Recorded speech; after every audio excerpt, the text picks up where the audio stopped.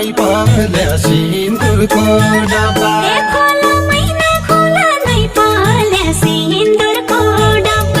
बोला मैना बोला यही रोला सुनौली कोला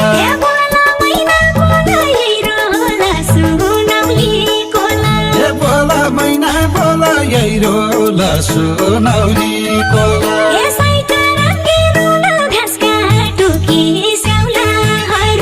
साइका रङ्गी रोला घाँस काटो कि स्याउलाहरू